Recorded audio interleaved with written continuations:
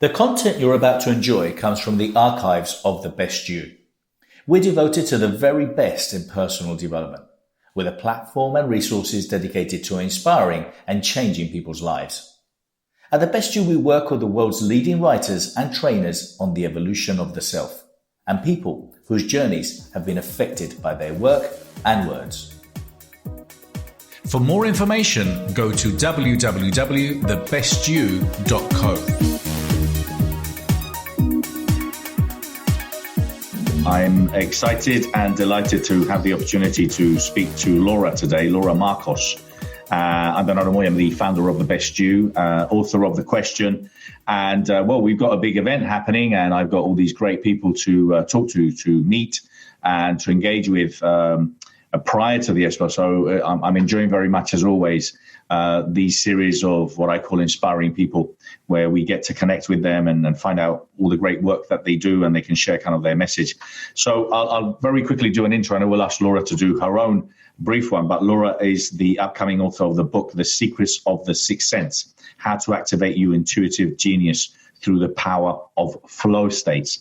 Laura is the founder of The Alchemy for Everyone, through which she delivers powerful experiential learning and intuitive development for schools and businesses. Combining 20 plus years of experience as an inner city high school counselor, motivational speaker, real estate investor, Latin dancer, a herbalist, retreat facilitator, and attendee of countless women's empowerment events. Laura offers a unique and uplifting perspective and practices for a mutually abundant world. Hi, Laura. Thank you so much for being here. Oh, it's my pleasure. So, Laura, first of all, Laura Marcos, con ese nombre, Laura Marcos, okay, where are you originally from? Claro que sí, veo que estás pasando tiempo en España. My parents are both from Cuba. Oh, amazing. So it's been and I grew up in a Latino neighborhood outside New York City. Wow.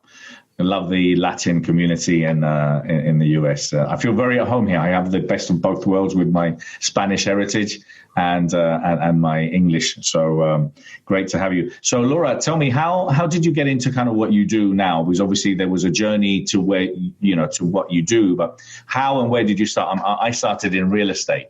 I was interested in sales and marketing, and hey, I'm running events now. So, it's been a bit of a journey for me personally. So how did you get to what you do now? Where did you originally start? It's really been an organic process, but I got started actually in the corporate world. And after a few years, I felt so disillusioned. I wanted to live a life of meaning. So after just 3 years working in corporate environments, I went back to school and got my master's in counseling and substance abuse, addiction, and all sorts of things, and started working with inner city students and families at the age of 26. So for 12 years, I really just devoted myself to being an avatar of a school counselor, and I would learn as much as I could about healing, about different pathways and careers. So I was always working on my own personal development consistently throughout, so that I could collect stories and practices and perspectives for the kids. So one day through a prayer, I think it was a prayer that I was making every day as a school counselor. I said, I just want to be of service. I want to tell the kids what they most need to hear. So I would really get into flow states because, I get out of the way, right? So that I can be of service. And I just would get illuminated by ideas. And I started really capturing wow, when your own genius kind of moves through. So I got the idea to teach an emotional and intuitive development model inspired by a very old symbol. So I said, this is perfect because it's multicultural. It's honors all different ethnicities, and it helps me curate an experiential journey, because I realized, working with students in the school system, that there is a lot of energy towards test taking, and the kids are leaving not prepared to be happy.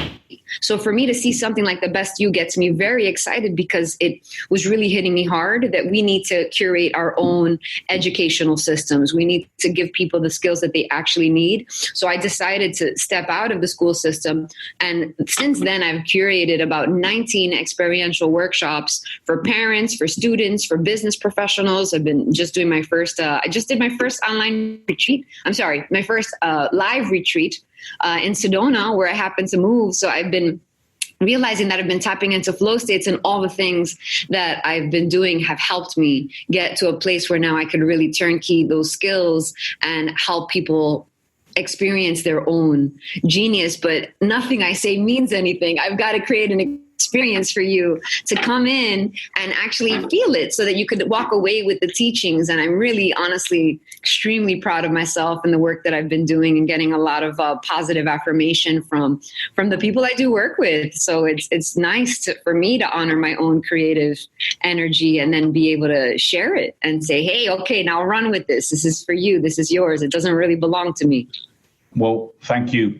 Now, obviously, working with kids is something that's, tremendously inspiring. And I believe that, kind of, as you said, when you're looking at schools and all the things that, kids are getting taught, which is all about really testing and some things which are obviously basic knowledge and information that you need. But, kind of the educational system has changed so much from when I was at school, and it doesn't seem to have adapted. Well, what's your experience with kind of, really connecting with kids in order for them to find that intuition of what they want to do in life? Because unfortunately, a lot of the time, kids and, in general, there's very few that, I want to be a doctor, I want to be a lawyer. You do get these kids that know from a very early age what they want to be. So what's your experience with that when it comes down to educating kids and educating the educators as well? Because you were in the educational system and you were obviously providing some skills and tools for them to be able to share with their students. What's your thoughts on that? You really have to do a strengths-based approach to learn the students and help them see themselves in a way that they may not see themselves yet. Because if their parents and their teachers are really just surviving, the teachers are just surviving by creating test-taking curriculum, the parents are just surviving paying the bills and going to their own work, who's really seeing and witnessing these kids and helping them get ideas? So one of the things I would do is really meet a lot of different dynamic people in different walks of life, be it, real estate, be it, whatever kind of form of healing. Because a lot of kids, they come in and at a young age, they know they want to be of service. So for me, it's really the art of witnessing and writing with them and really seeing them in a way that they become more self-aware and say, hey, maybe I do that really well.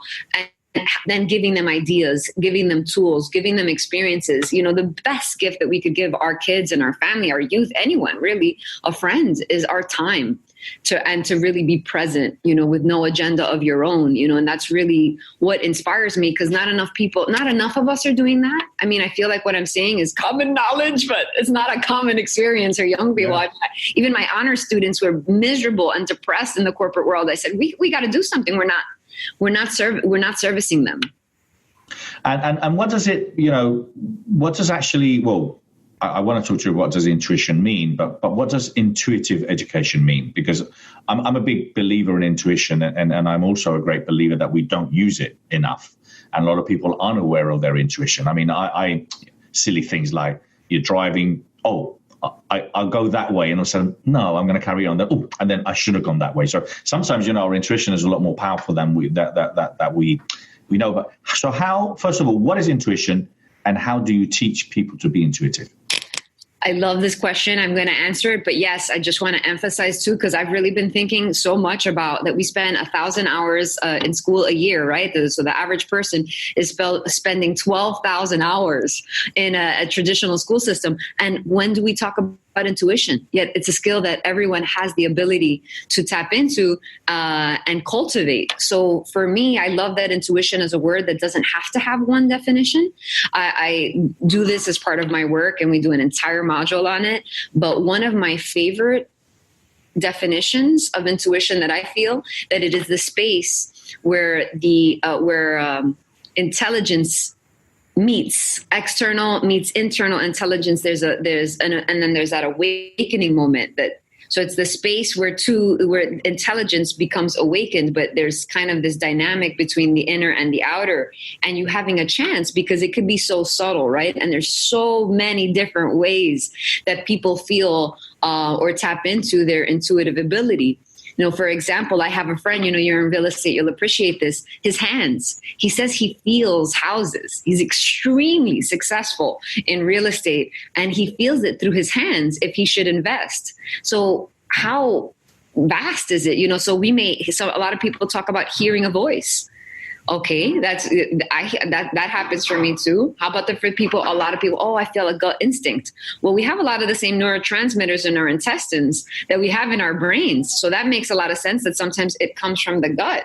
Sometimes it's just a download. Oh, I just knew. Sometimes people intuitively have a dream or a vision, and they're like, oh, that's what's happening. For me, I get a combination of everything, and I get something I call blades. Like I feel a current. It's almost like a current hits me here. And right brain, creative side brain, the bottom. So I don't know what that means, but it's a certain way that I've learned to tap into my own language when I get a blade. Oh, call that person, and then I'll call them, and they're crying, saying they're thinking about me. So it's vast, because you can imagine for an autistic person, well, how does intuition speak through them?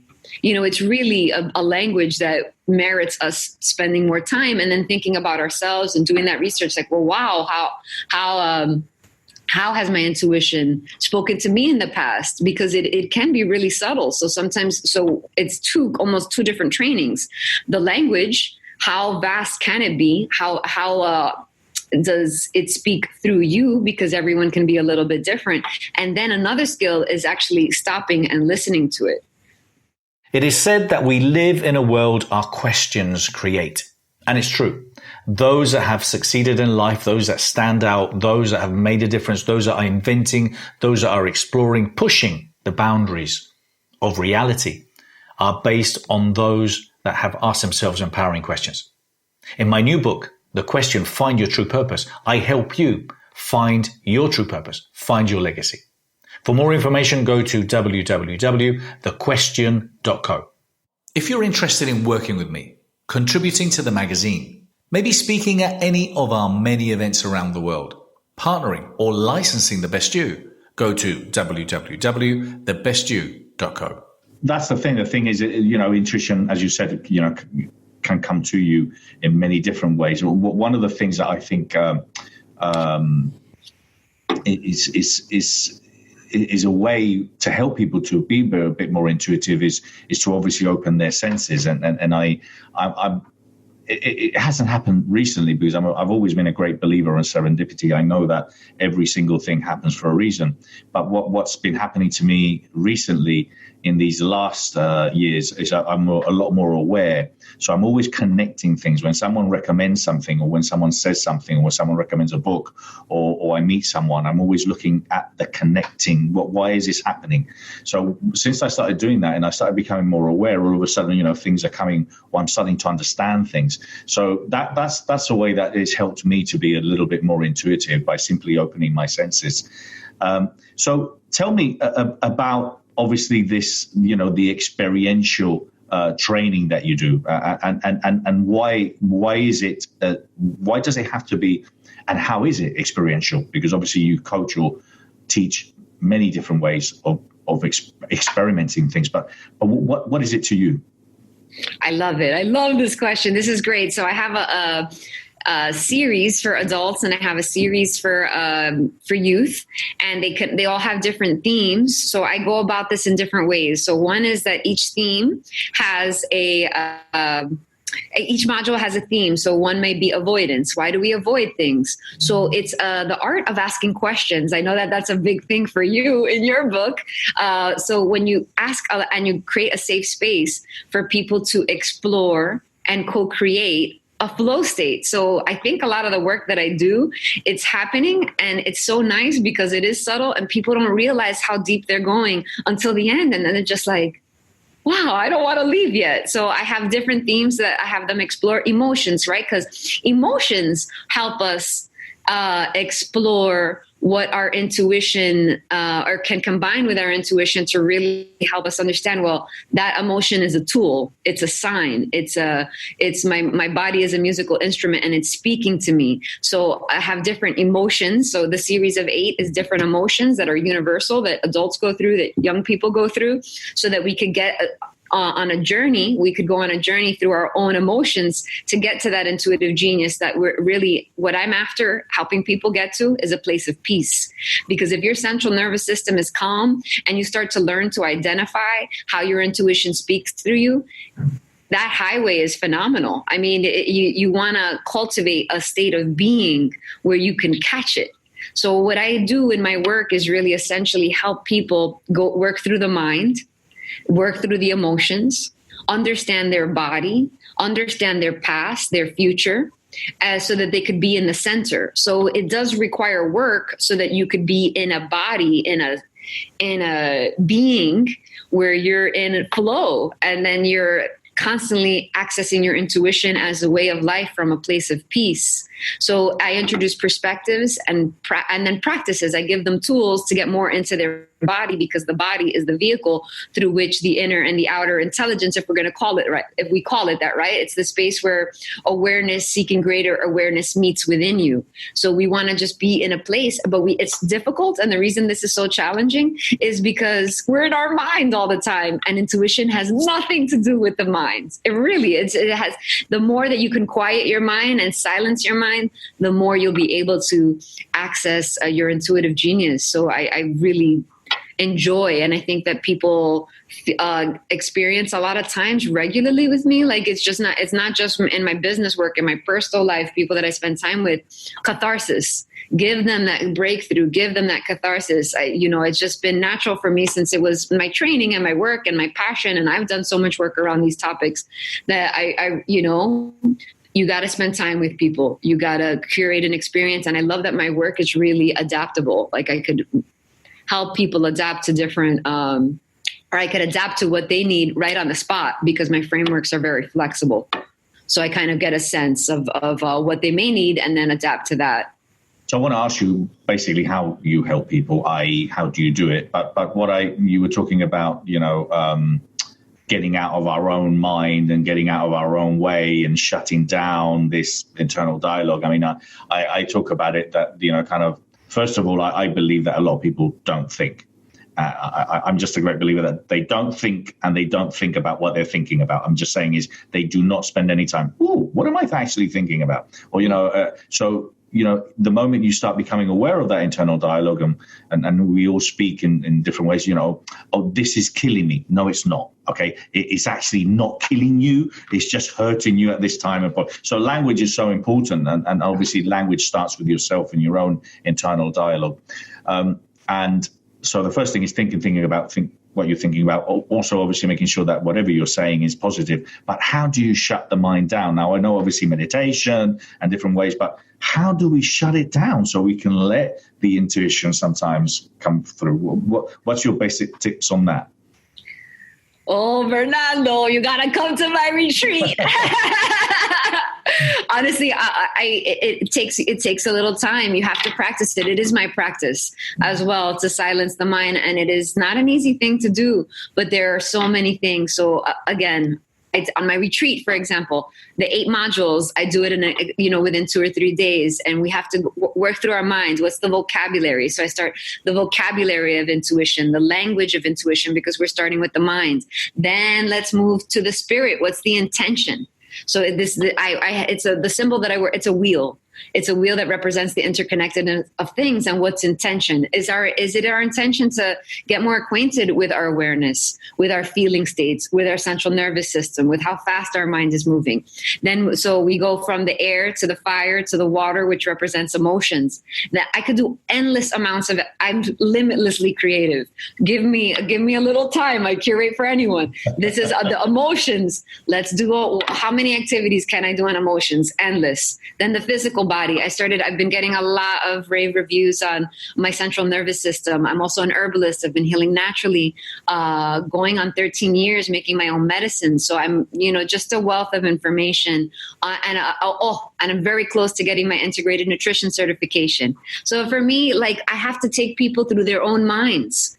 And then their past. So then the below is the ancestors, above is the angels, and then the center is our alchemist, our magical self, our divine self in presence in our daily lives as a way of life, right? So it's a journey. So then in that last module, I help people get techniques. I've been very blessed to attract teachers. So I had I have a teacher named Steve Brown as well, just a handyman from Sedona who worked as a professional psychic. And I had an experience with him very much what many people seek in gurus and seek in Ram Dass, or, that I have had these experiences of just awakened states, and it helps me help others know that they are capable of it, and you experience it, but then it's the practice of being there every day. So I do have breathwork exercises. I predominantly work with a breathwork exercise to help us silence the mind and really tap into flow. So that's part of what I do in my retreat and some of my workshops. Well, I love it. I love Laura, and I love the passion, how passionate you are about it, obviously. But I think, and obviously kind of when it comes down to these things, and that's kind of where I think a lot of times people, and there's nothing wrong with it. We all have to start somewhere. But I do believe that within personal, professional growth, there's so many different aspects to becoming a better version of yourself that are essential. I call it the holistic approach, the whole you. Everything that you do is part of who you are, what you eat, what you think, who you associate with, what do you read, what do you believe in, how open are you to learning, how open are you to changes. So all these things are really important. So I get what you're saying. It makes a lot of sense. And obviously someone with kind of your track record where you're bringing so much different expertise, combined, can only be, as I can imagine, amazing. So how do you, so what's happening next? What are your projects? What are your current projects, and what are you working on? What's happening in 2020? To find out more about our latest projects, get a free coaching lesson, or download my book, go to www.bernardo-moya.com. So I just hosted my first retreat, as I mentioned earlier. It was a phenomenal success. I mean, people were having breakthroughs daily. I'm really, really proud of that. So what the next step is for me to get the retreat as an online group coaching experience. So I'm taking people through the modules 1 week at a time. So it's more spread out. And then I'm also giving them individual attention. And this allows me to reach more people anywhere in the US, because we could do it through Zoom like we're talking now. So that's a big project that I want to focus on. And I am here at the JV Summit with David Fagan in Phoenix, Arizona, a 3-day event that he's curating. And I just got an award last night for this retreat. So I'm actually hosting another one. So in May 14, 15, and 16th in Sedona, I just moved to the beautiful mountains of the Red Rocks in Sedona, and I have a beautiful 5-bedroom home there. So I'm really blessed. I feel like Little Women, I listened to my intuition and I manifested a 1/2 acre in front of Thunder Mountain. So I'm just elated that, my life, I'm really demonstrating that I walk the talk and come and stay in my home, and we'll be like family for a few days, and we're going to do this deep work, and I'm going to make it as light filled as possible, but that's going to come in May. And that's enough. I think just the online courses and the retreat right now for me. Oh, and I do work in school as well. So I have more workshops, and I still work in New Jersey. Sometimes I fly out there and work with the inner city students out there, doing work with students in Arizona. So life is very full for me, and I'm loving it. So tell me about the secrets of the sixth sense. Tell me about, this is a book. Yes, it's a book that I'm drafting with David Fagan. Again, he's a book publisher. Yep. So it's going to explain the modules, how I explain the framework, and just like it's the framework for us to sit with, okay, so what part of myself do I need to work on? But it's all interconnected, right? Because the mind affects the emotions affect the body. Everything is connected to our past. What did we inherit to help us create the legacy in the future that we're looking? How do we connect in community? How are we making a difference and being of service? All in alignment, right? And getting to a place. It's a kind of a journey, an intuitive journey to self-mastery. So I'm going to be helping people get techniques and guide them through the practice and perspectives, along with stories, right? Because I'm a storyteller, and I really believe in the power of telling stories. So it'll be infused with that. So that's happening as well, but clearly it's taken me a little time because I'm active. I'm so active in the field. And you're going to be speaking at the expo, the Best You Expo in March in LA. We're very excited to have you there. So tell us, what are you going to be sharing, and why should people come and see you over there? Well, they should definitely come, and I want you to come to my workshop too. So I'll be doing some demos and just helping people, giving them exercises. We're going to practice how we tap into our intuition and having a nice conversation about how vast the language is. So I'll be giving people some tools. They'll walk away with a tool from the workshop in which they could learn a very simple techniques that's extremely powerful that I've been practicing for years in how to make decisions on the spot and using their body. And no one in the room has to know exactly how they're doing it. But I'll be teaching that towards the end, and I think it's going to be great. I'm so excited, honestly. I love that. I get phenomenal, like people, when I do the 20-minute demos and events like this, I'm going to do a 20-minute demo tomorrow on intuition. People are like, you're not charging enough. And that's a really good feeling. That's great. Now, listen, it's a fantastic subject, extremely essential and important. We all have access to it. Hardly any of us use it or know how to use it. So to be trained or learn how to use or how to become more intuitive, it's like a driving license, isn't it? To basically live a much better life. So, Laura, apart from speaking at the expo, which we're delighted and excited, it's going to be a phenomenal couple of days where, thousands and thousands of people are going to be there, all like open, like sponges ready to kind of learn. So it's going to be a fantastic 2 days. So how can people find you? Anyone that's interested in connecting with you, finding or reading more about what you do in your work, please share your details. Probably one of the more interesting places to follow me is Facebook. I do tell stories occasionally, so people can find me. I'm Laura Marcos, and it's Alchemy for Everyone, but I believe the hashtag in Facebook is Activate Your Inner Alchemist. I'm also getting more active on Instagram, so that is Alchemy for Everyone on Instagram, and my website is alchemyforeveryone.org. So I would love to have a personal message and have a conversation with people about how we can partner and help the world make this information contagious. Perfect. Laura, thank you so much. Thank you, everyone, for watching. Laura, looking forward to seeing you. Have a great couple of days over there. Send my love to David, and hope to see you soon. Take care. Likewise, Fernando. Thank you so much. Have a great day. All the best. Bye-bye.